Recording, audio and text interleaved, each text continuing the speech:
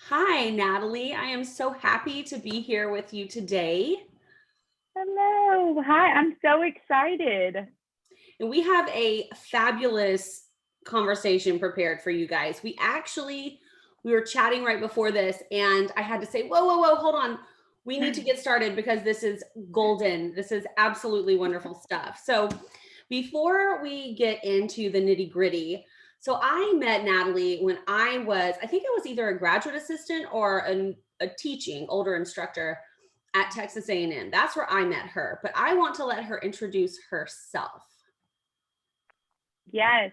So I was a fitness instructor at A&M, which is a huge part of my story. So I'll get into that later. But I kind of developed a love for health and fitness. I have a business degree. And so I went into corporate America for 5 years and I worked for actually a physical therapy company. So I was somewhat still in the fitness realm, but I did the business side. So I did all of their marketing and their human resources. And it was a smaller business. So you know how that works. Small businesses, you do everything, right? And so I did the business side and I loved it until I just kept having this fire um, under me that wanted to pursue my own business. And so I kept putting it off and I kept just trying to ignore it. And then eventually I couldn't stop thinking about it. And so I finally just made the dive and I put in my resignation in March Oh, with wow. no plan. I think my last day was April 30th. So it was right around the end of March. And so, of course, right at the beginning of the pandemic, and I had no real clients. But right now, I have two businesses. I'm helping some smaller businesses with marketing, and then I have the health coaching. What my Instagram account is about as well.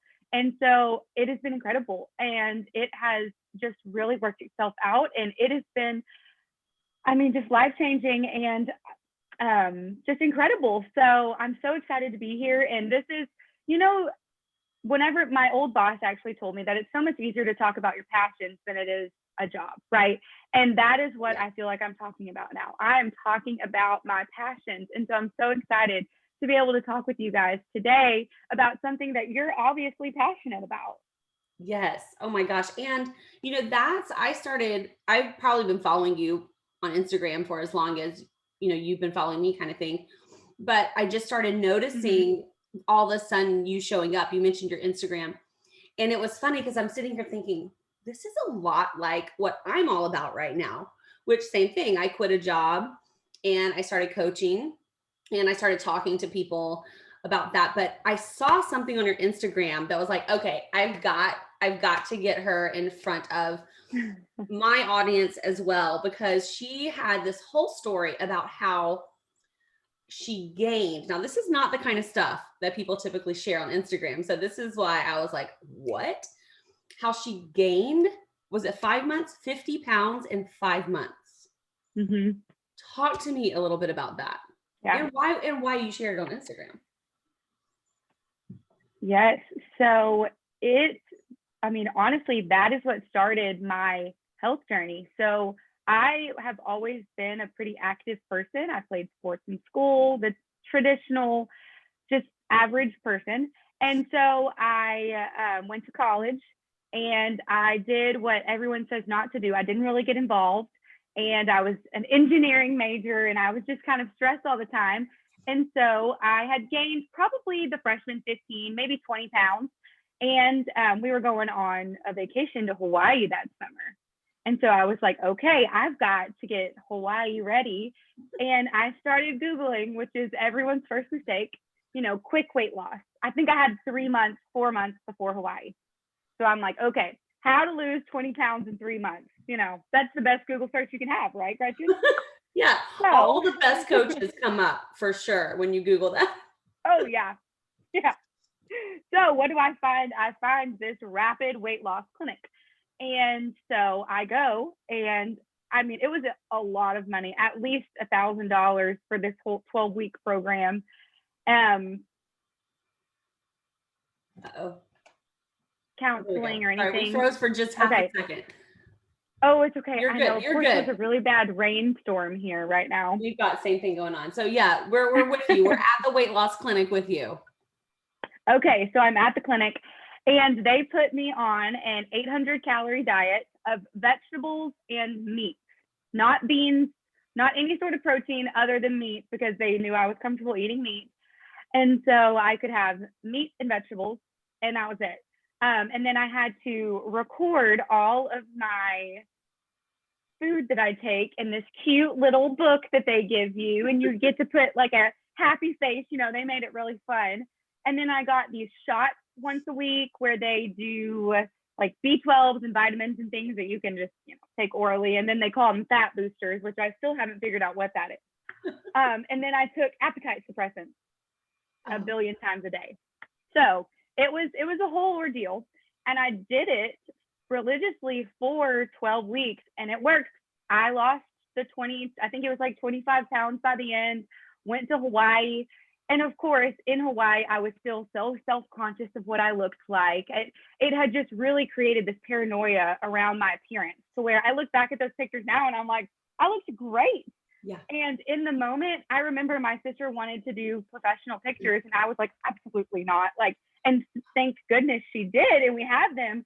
But even though I was at this weight I was so proud of, I had such paranoia around my body image that it just started a spiral in that moment. Isn't that crazy? And I think we've all been there, where we look back at pictures and we're like, what was I so, paranoid about? And Mm-hmm. it's really, it's not about the body in that moment. It's about our mind and our thoughts, and Right. just being in bondage to that whole diet culture, physical. And yeah, I can totally see how all of that emphasis on your body could make you even more self-conscious, which is crazy. Oh my gosh. It was terrible. So when I got back, I was like, okay, well, I don't need to spend all that money again. I can do this myself. I've been doing it for weeks now. And so I started, tracking my food, and I used my fitness pal this time. So I really, I was doing it the healthy way, and I love my fitness pal. But in this moment, I was not using it in a healthy way. And so I was trying to do my 800-calorie diet. But then on the weekends, I learned that I could just go crazy and eat whatever I want, and I would still average out, and so or no weight gain. And so I started doing that. I started eating absolutely nothing all week long and drinking nothing but water and black coffee. And who wants to drink nothing but water and black coffee? Not me. Not me. Not me. So doing that all week long, and then on the weekends just going crazy. And what happened was my crazy days started beating my 800-calorie days.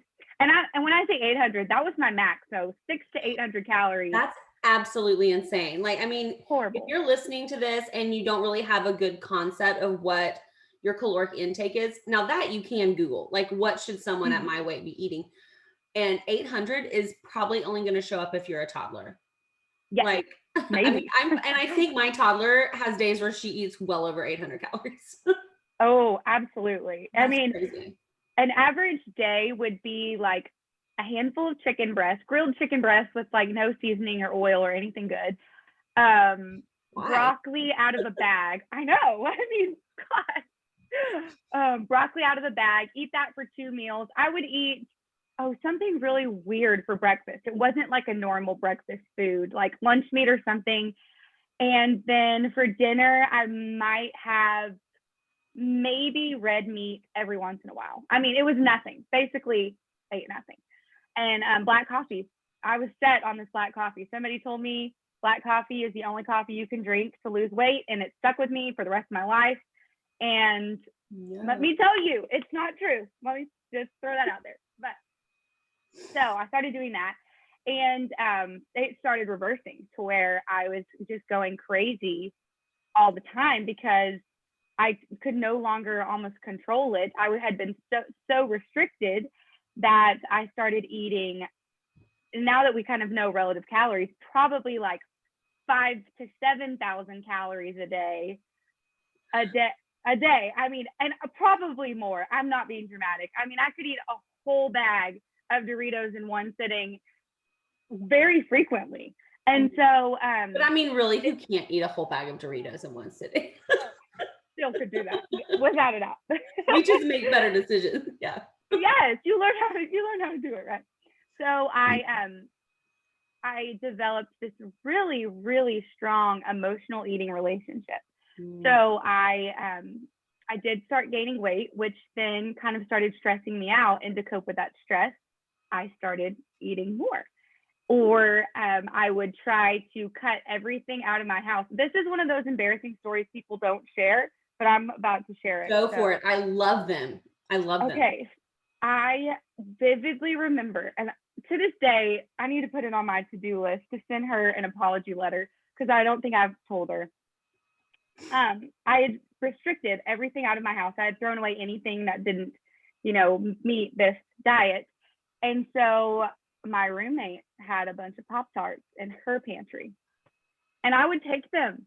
Gretchen, I would take her Pop-Tarts because I was so enthralled in this restrictive mindset that I'm like, oh my gosh, she has a Pop-Tart in her fridge. I can't stop thinking about it. I can't move on. I need sugar right now. Right. And so it really just created this emotional relationship with food to where I was thinking about it all the time. Yeah. And even whenever I was having these days where I wasn't eating much, I was continually thinking about food. When was my next meal? What bar do I need to bring with me to class? When am I going to do this? So long story short, I gained 50 pounds in 5 months because I just continually trickled into just eating and eating and eating. And it got to the point that I avoided going home to see my family because I was obviously my appearance looked so much different. And so I was so embarrassed to go home and see my family because I didn't want them to, I didn't want them to notice. I'm like, maybe if I just FaceTime them and like kind of hide my chin, they won't notice. And so I did that. And talking to my friends now, they're like, Natalie, we couldn't get you to go anywhere. We couldn't get you to go dancing. We couldn't get you to go to the movies. My social life went to nothing because I was so ashamed with my body. And in turn, that would cause me to continue to eat. And at that point, I mean, I was definitely, actively like buying the unhealthy food and things like that. I hate the word unhealthy. Yeah. Buying junk food and things like that. Yeah. But or food that it was crazy. It affected my health. I'm just saying food. You know what I mean? It's tricky. I'm the same way. Like I don't like to categorize my food because I believe as adults, and this is something I'm a firm believer in, as adults, we can eat whatever we want, right? Like I could sit there and but with the emotional eating, I see what you're saying. It's like you were maybe buying unhealthy quantities or actively choosing things to put in your cart that a healthy version of you wouldn't do. It's not that the food itself was unhealthy. It was the decisions and your mental state. My gosh, at this point, I mean, as a mom, it makes me so sad that you didn't want to go home and see your family. Oh, yes. And I mean, really, my mom and I have been the best of friends my whole life. And it was the first and only time that our relationship, I would avoid her calls. I mean, I can't imagine what I put her through. It still breaks my heart thinking it because I didn't want to talk to her. I was ashamed of myself. And so it really just started affecting me emotionally. It started affecting my schoolwork because I didn't even really want to go to class, forget getting near boys. I was just so ashamed with my body. So that's what happened. 50 pounds in 5 months. And it just like completely transformed me. I've always been super bubbly and woohoo. And it just completely transformed my personality in that moment even. And so, that's kind of how dieting led me to extreme weight gain. And before that, I had tried every diet there is. I mean, we can all name them. And none of those obviously had worked either, but I had always just kind of gone back to normal. And so it was just this extreme restrictive diet that turned to extreme emotional eating. And I was eventually diagnosed with mild binge eating, which really just like it puts my heart's out there for people that do struggle with binge eating, because if mine was considered mild, I have so much empathy for people that would be in a more severe category, because I mean, I feel like it's for anyone that doesn't know the difference between emotional eating and binge eating. Emotional eating, it typically focuses on your emotions, right? You had a stressful day at work and you're like, I really want a glass of wine and a bag of buttery popcorn. And then you have that in itself, it soothes you. And then you typically feel better. And I mean, you might feel gross inside, but you feel better, right? You choose it. Binge eating is almost like an out of body experience. It's where your mind is just like you can't control what you're doing. And so anyone that feels those, I highly recommend going and like seeking professional help with that, because it is so different than emotional eating. And thankfully, most of us do experience emotional, I mean, we all experience emotional eating, but binge eating is definitely something that's not talked about much because people think it's embarrassing, but I'll talk about it any day, anybody. Yeah, same. Like I, everything you said, I'm like, yes, girl, this needs to be out there. We need to be talking about this. I used to always, I mean, you know that I taught health at the collegiate level, and I always Yes. made sure that when I was talking about eating disorders, I included binge eating, because we have now in our society like a little bit of understanding that anorexia, bulimia, it's about a control thing and it's not about the weight. But for some reason, we haven't been able to really open up our minds to binge eating, because we see the physical appearance. And I mean, no matter what you say, if you've grown up in this country, skinny good, fat bad. Like that's just what Yes. we think. So we think, well, if someone's overweight and they're eating a lot, well, why don't they just stop? That's disgusting. And we don't see like there is a mental health component. And I know that's kind of what you and I are both working. We're working to change the paradigm a little bit, but Yes. also to really help people with this. So you're obviously past this. This is obviously behind you, but I want to know what happened. Where was the turning point? When did you get this new Natalie mindset? Yes. So I will never forget it. I was sitting on my bed. My friends were probably out doing something that I had avoided doing.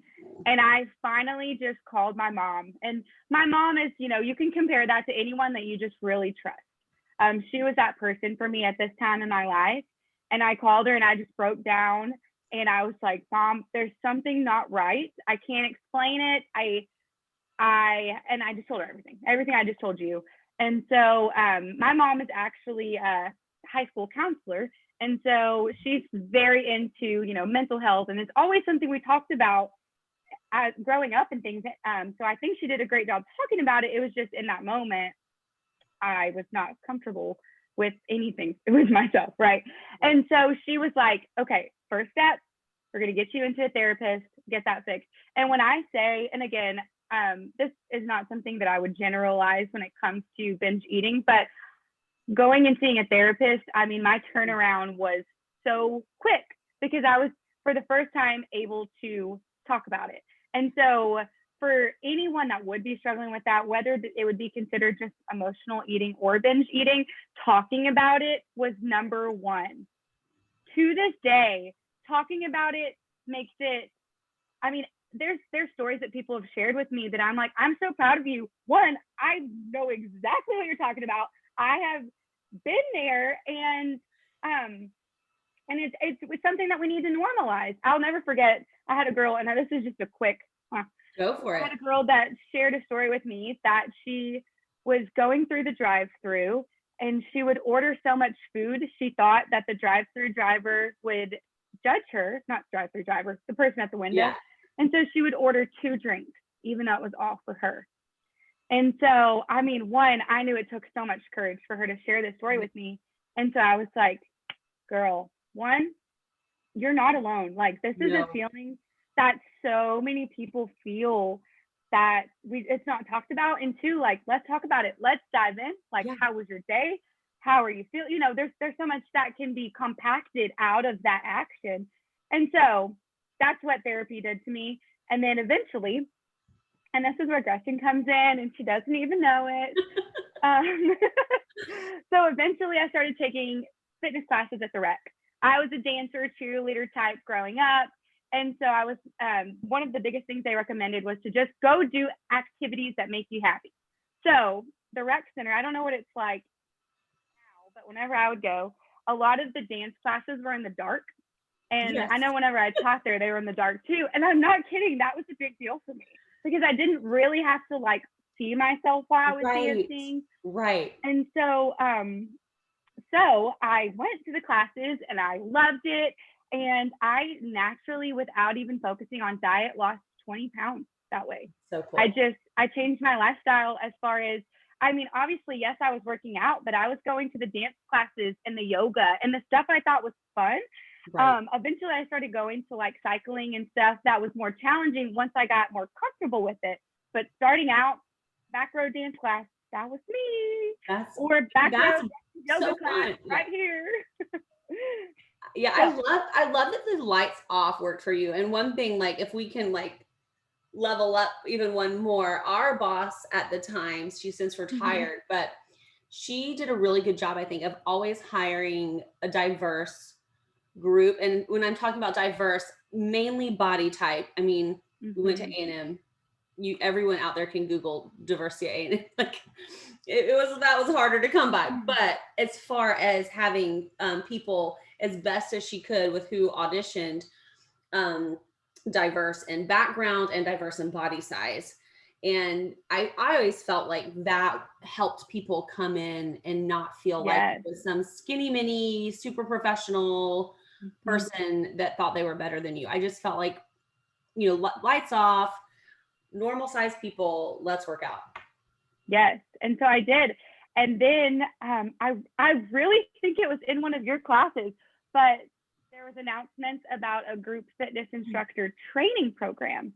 And so I immediately knew I had to do it. Like, those moments where in your heart starts fluttering and you're like, oh my gosh, this is about like, this is for me. And you Yeah. can't explain it. Uh-huh. That's what happened. And so That's I so went home cool. and I called my mom again and like, mom, because obviously at this point, I mean, I was still not proud of my body and I was still, I guess you would say, bigger than what in my head I should be. And so I was like, Mom, I don't think I can do it, but I got to try out. Like, I love these people. I think they're all cool. They don't know my name. They probably don't know me at all, but I want to be friends with them and So I fun. want to try out. So I did. I went through the training program. And the day of tryouts, one, I'll never forget trying to pick a dang outfit because I was like, I remember that when I auditioned, and it was like years ago. yes, because you're so nervous. You're like, I'm going to go up against all these girls that have like perfect biceps and I know. perfect quads. And like, and now that you've been on the other side of it and watched the auditions, like I couldn't even tell you what anybody wore. I'm like, No, not at all. So, anyways, long story short with that, I made it, fell in love. That is where my friends came from, was that I was only an instructor for like it was 2 summers and 2 main semesters. So 4 semesters. And so, anyways, that was a turning point, and that translates to I found something that I enjoyed. I and yes, it did ended up being exercise, but I don't think it always has to be. It was Mhm. something. It could be a walking club, or it could be. It doesn't even have to be health related. Just getting out, doing something, and so I did, and I fell in love with it. Um, and the good thing about things like that is, in turn, I did start eating healthier. And exercise is such a natural, like, appetite suppressant and things that I wasn't even thinking about food as much, right? One, I was busier because instead of just being a college student that sat at my bed most of the time or went to class, now I was actually, I had responsibilities. I had to be there. I stayed busy. I was doing things I enjoyed, and didn't have time to think about food as Right. much. So that was huge. And then I was having to drink water more because I was moving more and I was thirsty. And then I just had a good influence of people around me. I think that was a big thing too. I now had friends that it wasn't weird to have a salad for lunch. Like, you didn't feel pressured to not get the giant cheeseburger every single time. They didn't care. And so that I think that was a huge part too, is I now found friends that weren't sabotaging me trying to better myself. Yes.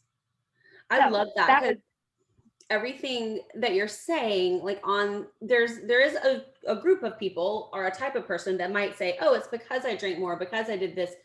But I love the thought that that just happened. What you mm-hmm, did was you changed really your mindset when you look at it. You found something you loved and you dove in. So you just shifted paths and everything else lined up. But you also said something that I want you to talk a little bit more about, is that idea of having that resource, having that person who is there and is actually lifting you up and aspiring you to move up to them versus holding you at the same level or even pulling you down a little bit. Yes, absolutely. I will never forget going over to some of their houses, and we had like healthier cocktails, and we had like, okay, you remember Lisa Reynolds? Yes. So I remember Lisa was my mentor, and if you Google her, because she's precious if you don't know her, and she was like talking about making smoothies, and we were gonna have a kind of like a coffee date at her house, but we had smoothies instead, and just having these friends that it was normal, and it wasn't trying to diet. I mean, if you look at Right. Lisa Reynolds, she's not someone that's looking to diet. She's someone that's just living healthy, right? Right. And so just having these influences. And in turn, I don't want to fast forward too much, but after I like really found passion for health again, and I was happy and I was doing things, and happiness is the biggest thing I want to harp on. This is I was doing things I enjoyed, right? With people that I enjoyed doing it with me. And so I eventually ended up hiring a coach, an online health coach, to help me because I knew I was comfortable now. I wasn't worried about, anything negative happening if I was tracking my food again or anything. And I trusted this girl. I liked her. So someone I just found on Instagram. And so I hired her. And again, it just continued to heal my relationship that at this point I didn't even know I needed more healing. And so she not only helped me lose some more weight to just kind of help, there's nothing wrong with wanting to better your body. Right. And so it did kind of help me do that in a healthy way. And it really proved to me that you can have that balance of eating pizza with your family, but then, it's okay to have a salad for lunch, knowing you're going to eat pizza with your family. Like there's nothing wrong with wanting to better yourself while still losing weight. And so that is the healthy community is something I can't harp enough. Is either finding a coach or a friend or a spouse, which I don't know about you, Gretchen. I love my husband. So now I'm married and I love my husband and he is a great husband. He is not meant to be my accountability partner. He's not. No, me either. No. And he tries. He really is so sweet. Like there were days that I'm like, hey, can you like make sure I get up to go work out before work when I was still working at an office? And I can't confirm, but apparently I would not be nice to him when he woke me up. Or if he would say something like, hey, I know you wanted to eat healthier for dinner, like, why don't we have this instead? I would have immediately, just being a female, probably go, oh, he thinks I need to eat a salad. Oh, okay, I'll show you pizza, And so right. I quickly learned that he's great for so many things, not to keep me held accountable, not at all. No. And there are also people that we feel very comfortable dumping on, because I've been there, the same thing with my husband trying to wake me up early. I'm like, maybe I'll just go to sleep. Like there's none of this, like you have to, it's like, well, I did what I was supposed to do. You said to tap your shoulder, make sure you get to bed. Yeah, no, I agree. Exactly. They're great for many things, but not accountability. Yeah, so it's so important to find that healthy community that's not going to sabotage, or you're not going to allow them to sabotage your success and growth. Right. Oh my gosh. Yes. Oh, everything you say is just absolutely amazing. I love it all. I especially love this idea, and I don't know if you kind of caught this, but I've talked to people about this a lot, but you were in a really bad state and you started with counseling, which was vital. But then you realized now that was healed, you needed someone who can move you forward. And that's where I think that's where the coaches come in. A lot of people, when they hear that I'm coaching, they're kind of like, like football, like basketball, what Mhm. sport are you coaching? Because I mean, in their defense, I've been in athletics my whole life. But Right. I'm like, no, I'm actually a life coach, a health coach. I'm somebody that can help you. Like I always describe it as I'm the mediator between who you are right now and who you know you can be. Yes. I'm not like a mediator between your childhood traumas. That's not me. That's counseling. Yes.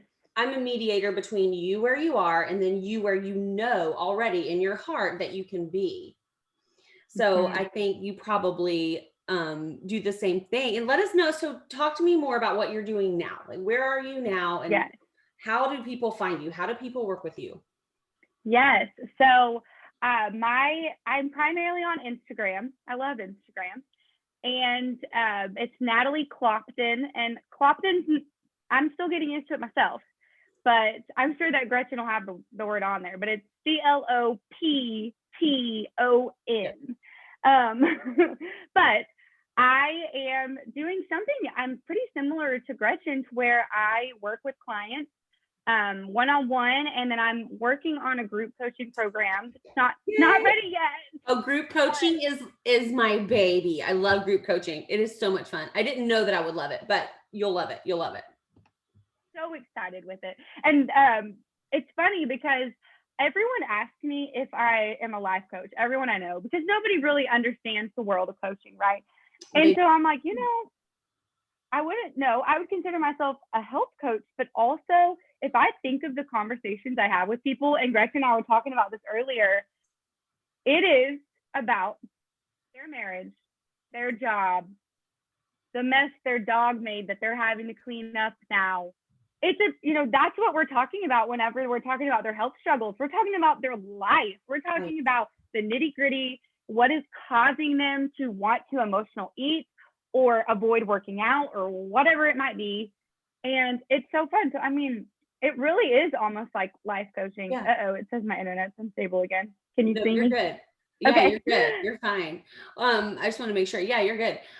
Yeah, and that is so true. That's when that idea that find something that makes you happy really, really comes into play because your story Mhm. was not about you just focusing on your health and then not being healthy and being healthy. It was like my whole life was out of order.